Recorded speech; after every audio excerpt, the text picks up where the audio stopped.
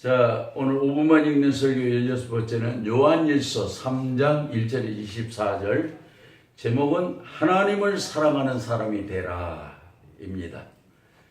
자, 요한일서는 누가 기록하였는지에 대한 저작설이 좀 문제되고 있기는 하지요. 그런 가운데 사도 요한의 제자인 폴리캅의 제자인 이리니우스 등 대부분의 초대 교부들이 요한의 것으로 인정하고 있습니다. 그러면 우리도 요한의 것으로 인정하면서 우리가 말씀을 묵상할 수가 있겠습니다. 우리가 읽은 본문은 크게 이단을 경계하면서 하나님의 사랑을 실천하라 하고 강조하고 있지요. 더욱이 하나님의 사랑과 형제에 대한 사랑을 거의 같은 것으로 일치시키고 있는 매우 특이한 본문입니다. 이 말씀을 배경으로 하면서 우리는 하나님을 사랑하는 사람이 되라는 제목으로 묵상하고자 합니다. 하나님을 사랑하는 사람이 되라. 무슨 뜻입니까? 먼저는 주님을 향한 소망을 가지라는 뜻입니다. 사랑에는 희망, 즉 소망이 들어 있습니다. 사랑한다고 하는 것은 희망을 갖는다, 소망을 갖는다는 뜻이라는 겁니다.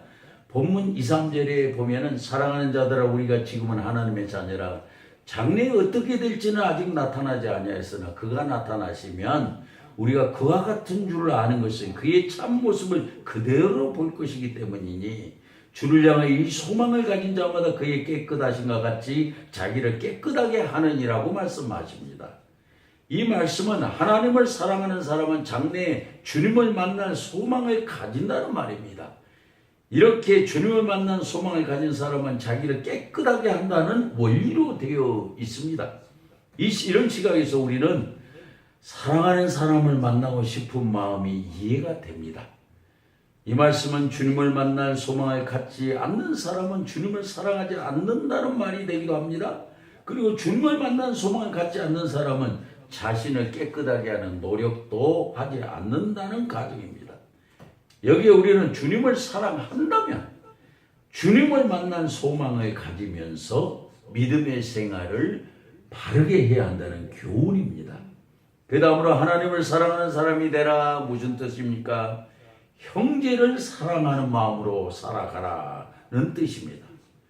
하나님을 사랑하는 사람은 형제와 이웃을 사랑해야 된다는 말입니다. 여기 우리는 14절 15절을 다시 읽습니다. 우리가 형제를 사랑함으로 사망에서 옮겨 생명으로 들어간 줄 알거니와 사랑하지 아니하는 자는 사망에 머물러 있느니라. 그 형제를 미워하는 자마다 살인하는 자니 살인하는 자마다 영생이 그 속에 거하지 아니하는 것을 너희가 아는 바라입니다. 여기서 형제는 하나님을 믿는 모든 사람을 일컫고 있지요. 더 나가서 안 믿는 모든 사람도 해당이 됩니다. 여기는 우리가 하나님을 사랑한다 하면 사람을 미워하지 말아야 한다는 뜻이 됩니다. 하나님을 사랑하는 것과 사람을 사랑하는 것은 똑같은 것이라는 겁니다. 그래서 본문은 사람을 미워하는 것을 살인하는 것으로까지 표현하고 있습니다. 때로 나하고 생각이 다른 사람을 잘 수용하지 못하는 그런 우리의 모습을 생각하면 이 말씀은 우리에게 가장 고민이 되는 말씀이 아닐 수 없습니다. 그래서 우리는 형제를 미워하지 않는 태도를 갖기 위해서 저는 실제적인 방법을 하나 제안하고 싶습니다.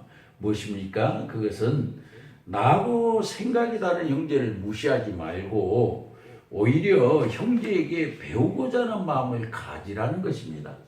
우리말에 대통령도 바보한테 배울 점이 있다고 했습니다. 사람은 누구나 절대로 잘난 사람이 없고 못난 사람도 없다. 배우려면 얼마든지 배울 수 있다는 뜻입니다. 여기서 우리는 겸손이 무엇인가를 배우게 되는데요. 겸손이란 목소리 크고 작음의 문제가 아니라 언제나 배우려는 마음을 갖느냐 그렇지 않느냐의 문제라는 것입니다. 그러기에 항상 배우려는 자세를 가진 겸손한 사람은 매사에 사람을 무시하는 태도가 아니라 존경하는 마음을 갖게 될 것입니다. 그래서 우리는 겸손하기 위해서 나는 항상 배운다는 마음을 죽을 때까지 유지할 수 있기를 바랍니다. 마지막으로 하나님을 사랑하는 사람이 되라. 무슨 뜻입니까? 하나님의 사랑을 실천하라는 말입니다. 하나님을 사랑하는 사람은 하나님의 사랑을 실천해야 한다는 말입니다. 오늘 본문의 18절 19절에 보면 자녀들아 우리가 말과 혀로만 사랑하지 말고 오직 행함과 진실함으로 하자. 이로써 우리가 진리에 속한 줄 알고 또 우리 마음을 주 앞에서 굳세게 하리로다 하고 말씀합니다. 설명이 더 필요가 없는 이 말씀은 무엇보다도 사랑의 실천을 강조하고 있습니다. 하나님의 사랑은 천만 마디 말로는 이룰 수 없고 오직 실천할 때 온전하게 된다는 뜻입니다. 주님을 만난 소망을 갖고 형제를 미워하지 않는 것도 중요하지만 사랑의 실천은 더 중요하다는 뜻입니다. 사랑의 실천이 없으면 하나님의 일을 이루지 못하기 때문입니다. 설령 일을 이루었다 해도 사랑의 실천이 없으면 어그러지기 쉬울 것입니다. 그러기에 사랑의 실천은 행동의 문제요, 사랑의 요체라고 할 수 있습니다. 제가 목회하던 시절에 신앙이 아주 좋은 권사님 한 분 계셨습니다. 그분은 누구를 만나든지 언제나 감사합니다 하고 말하는 분이었어요. 그 권사님 심지어 어린이를 만나도 감사합니다 하고 말하는 분이었습니다. 실로 그 권사님은 어린이 같은 마음으로 겸손한 태도를 늘 가지셔서 그런지 그 옛날에 100세가 넘도록 장수하셨습니다. 그런데 그분의 아드님도 교회 장로님을 봉사하면서 96세가 넘도록 사시면서 믿음의 복을 받는 것을 보았습니다. 가는 인생 길에 저와 여러분도 하나님의 사랑을 실천하여 남이 모르는 놀라운 복에 체험할 수 있기를 바랍니다. 기도하십시다. 주님, 주님을 진심으로 사랑하고 있는지를 돌아보게 하옵소서. 그리고 우리가 주님을 사랑한다고 하면서 혹 사람을 무시하거나 미워하는 사람이 아닌지를 돌아보게 하옵소서. 우리로 하여금 주님을 만날 것을 소망하며 형제에게 배우려는 마음을 늘 가지고 살고 그리고 하나님의 사랑을 실천하는 사람들이 되게 하옵소서. 무엇보다 우리 그리스도인들은 어떤 환경 가운데서도 하나님을 사랑하는 사람들이 되게 하옵소서.